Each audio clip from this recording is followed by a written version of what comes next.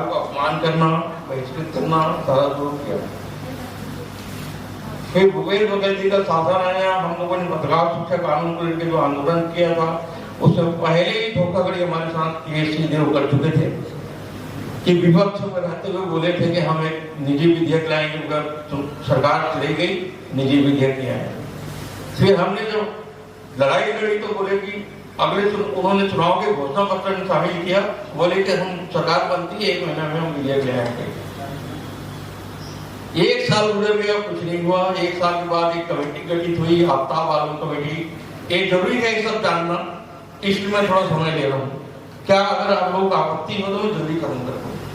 तो जस्टिस आफ्ताब आलम के नेतृत्व में एक कमेटी बनी, जिसमें उच्चतम न्यायालय के और न्यायाधीश भी थे, बहुत प्रसिद्ध वकील थे, और बहुत दुखद बात यह है कि एक महान पत्रकार साथी हमारे थे जिससे हमको काफी उम्मीद थी, रुचिर गर्ग, जिसकी महानता बहुत चर्चित थी, जो एक संवेदनशील पत्रकार माने जाते थे।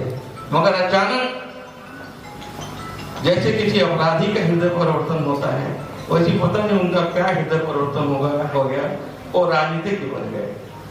अब पूरी तरह से राजनीतिक बन गए, और वो उस कमेटी में शामिल थे। उसके बाद भी जस्टिस आफ्ताब आलम कमेटी ने, जस्टिस आफ्ताब आलम के नेतृत्व में जगदलपुर, यहाँ रायपुर और अंबिकापुर, ये 3 जगह में जाके हम पत्रकारों से, बुद्धिजीवियों से, वकीलों से सबसे बात किया। हम सबसे सुझाव दिया, हमारे सारे सुझाव के आधार में उन्होंने ड्राफ्ट बनाया, मगर उस ड्राफ्ट को भूपेश बघेल सरकार इतने घमंड में चूर थी कि उस ड्राफ्ट को पूरा कचरे के डब्बे में डाल दिया, और चुनाव के 6 महीने पहले बजट सत्र में उसको पास किए और लागू 3 महीने पहले किए। मगर लागू करने से पहले 10 पत्रकारों को, सुनील नामदेव के साथ 10 पत्रकारों को जेल भेजा गया। पत्रकार सुरक्षा लागू करने के बाद तो पत्रकार सुरक्षा कमेटी जो बनी है, उस पत्रकार सुरक्षा कमेटी की बैठक चलिए, अब तो नई सरकार आ गई है, अब हम उनसे अपेक्षा करेंगे कि वो बैठकें करेंगे और उसमें हम बहुत सारे सुधार चाहते हैं। उस पत्रकार सुरक्षा कानून को ऐसा बनाया गया कि पत्रकारों की सुरक्षा नहीं, असुरक्षा के लिए बनाया गया, अधिकारियों की सुरक्षा के लिए बनाया गया, अफसरों की सुरक्षा के लिए बनाया गया। पहले तो उसमें ये तय किया गया था कि हर जिला स्तर पे एक पत्रकारों की रक्षा समिति रहेगी, उसका नाम भूल रहा हूं मैं, जिला, हाँ, जिला सुरक्षा कमेटी ऐसा कुछ नाम था। मगर सुरक्षा नहीं तो उसमें कौन थे जो पत्रकारों के खतरा पैदा करने के प्रमुख कारण होते हैं, IAS और IPS, उनको शामिल किया गया था, जिसका हमने विरोध किया, पूरे प्रदेश में विरोध हुआ। उसको सुधारने के बजाय जब इन्होंने जस्टिस आफ्ताब आलम को वापस भेज दिया अपने घर, वो बैठे रहे दिल्ली जाके, इन्होंने IAS लोगों को सौंप दिया। कौन IAS लोगों को? वही भ्रष्ट IAS लोगों को जिसके खिलाफ अभी बीजेपी की सरकार कार्रवाई कर रही है। विवेक डांड जैसे, मैं बहुत सारा नाम है, सबका लेने जरूरी है, सारे पत्रकार हैं, सब जानते हैं। मैं खुलेआम भी सकता हूँ, मैं एक ऐसा पत्रकार हूँ जिसको न मान हानि की परवाह रहती है, न मार खाने की परवाह रहती है, न मर जाने की परवाह रहती है, तो मुझे नाम लेने में कोई गुरेज नहीं है। तो इन लोग, एक कमेटी ने फिर उस ड्राफ्ट को फाइनल किया, और ड्राफ्ट में फाइनल करके जस्टिस आफ्ताब आलम की कमेटी ने, ये मौका मैं इसलिए आज मिला है 10 मिनट आपसे बात करने का कर लेता हूँ। अभी तक भूपेश सरकार ने तो कभी मौका ही नहीं दिया हमको कि मैं बता सकूं पत्रकारों को कि क्या इसमें गड़बड़ है। वो पत्रकारों की सुरक्षा के लिए नहीं, पूरी तरह से पत्रकारों को पत्रकारिता खत्म करने के लिए बनाया गया। जस्टिस आफ्ताब आलम की कमेटी में तय किया गया था कि अगर अब आरोप सिद्ध हो जाए किसी पत्रकार को प्रताड़ित किया है किसी अधिकारी ने या किसी भी तत्व ने, तो उसको 1 साल के सजा का प्रावधान था। इस प्रावधान को खत्म करके इस अभी वाले में केवल 15,000 या 25,000 का जुर्माना का तय किया गया। अधिकतम हो सकता है 2,000 में समाप्त हो जाए। और सबसे बड़ी बात, कारपोरेट को तो उन्होंने और छूट दे दिया। कारपोरेट के खिलाफ अगर तय होता है कि उसने पत्रकारों को प्रताड़ित किया है, अडानी ने प्रताड़ित किया, अंबानी ने या जिंदल ने, तो उन्हें केवल 10,000 लगेगा। और सबसे बड़ी बात और ये हो गई कि पहली बार पत्रकारों को सजा मिलेगा इस कानून के लागू होने से।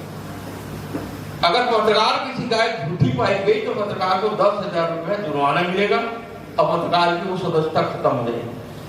और आखिरी बार इसमें बहुत सारी चीजें हैं, मगर इतने कम समय में मैं सारी चीजें नहीं रख पाऊंगा। बहुत सारी चीजें हैं, मेरा आर्टिकल है इसमें, चाहे तो सबको लिंक भेज दूंगा कि अभी आप क्या है कि किसी भी पोर्टल के पत्रकार हैं, किसी चैनल के पत्रकार हैं, आप अपने आप को पत्रकार मानते हैं, अभी देश के किसी भी विधेयक में ये पत्रकारों की परिभाषा तय नहीं हुई है। कोई भी आदमी अपने आप को पत्रकार बता सकता है जो लिखना जानता है, जो समाचार भेजना जानता है। मगर इस अधिनियम के लागू होने के बाद ये तय होगा कि जो रजिस्टर्ड होंगे वही पत्रकार होंगे, और रजिस्टर्ड करने की जो समिति बनेगी, जिस पार्टी की सरकार रहेगी उस पार्टी के पत्रकार रहेंगे और उस पार्टी के अधिकारी मिलकर तय करेंगे कि इसको पत्रकार मानेंगे नहीं मानेंगे। अब कमल शुक्ला भाजपा के खिलाफ लिखेगा तो क्या उसको पत्रकार मानेंगे? मतलब तय है कि सत्य के खिलाफ लिखेंगे तो आप पत्रकार नहीं मानेंगे, कहेंगे और पत्रकार प्रताड़ित होंगे, जेल जाएंगे, मारे जाएंगे। और असली बात में करूं, हाँ तो ठीक है, मैं अंतिम साठ में कह दूं, पत्रकार तब से परेशान हो रहे हैं जब से राजा महाराजा सत्ता बनी है। जब से सत्ता बनी है तब से पत्रकार प्रताड़ित होता है। नारद का जन्म हुआ, उसके बाद जो है इसी अवस्था में उनको ब्रेन हेमरेज चले गए।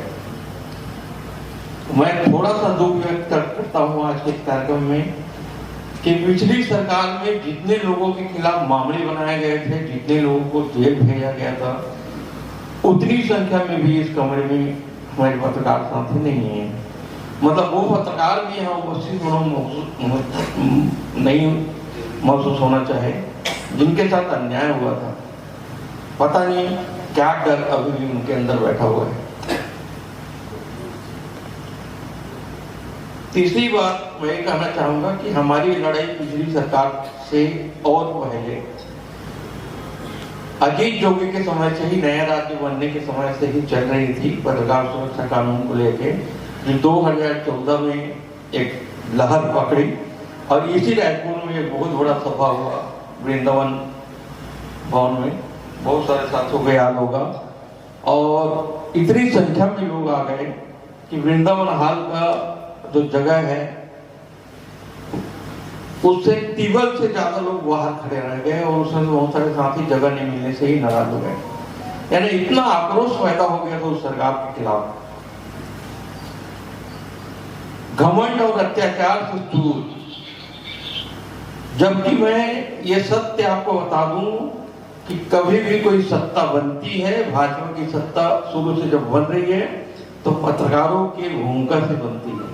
पत्रकार जनता तक बात ले जाते हैं कि कौन सी सरकार अच्छा काम कर रही है, कौन सी सरकार बुरा काम कर रही है। मैं आगे को कुछ और बोलने से पहले एक बात तो भूल गया हूँ, मैं समझ चाहता हूँ। मेरे बहुत आदरणीय यहाँ पे मेरे वरिष्ठ, मेरे गुरु अनिल सत्कर जी हैं और मेरे कम उम्र के साथी मगर गुरु वो भी हैं प्रफुल्ल ठाकुर, जो एक नए युवा पत्रकार हैं और आगे चल के निश्चित रूप से उनका नाम देश भर में प्रसिद्ध होगा। ये सब गवाह हैं कि ये लड़ाई सारे पत्रकारों ने, अजीत जोगी ने 3 साल जो सरकार किया उसमें जनता के लिए उसने कोई बुरा नहीं किया था, मगर लोगों से उसने संबंध खराब किया, राजनीतिज्ञों से संबंध खराब किया। हमने सारे पत्रकारों ने जनता तक फैलाया कि आदमी बदमाश है, बदमाश है, बदमाश है और बढ़ गया। भाजपा यहाँ कभी जीतने लायक स्थिति में नहीं है। भाजपा के मंत्री जी हैं, उनके सामने ही बता दूं, कांग्रेस हर बार उनकी थैली में उनको सौंपते रही है, झोली में उनके सौंपते रही है और इस बार भी ऐसा ही हुआ।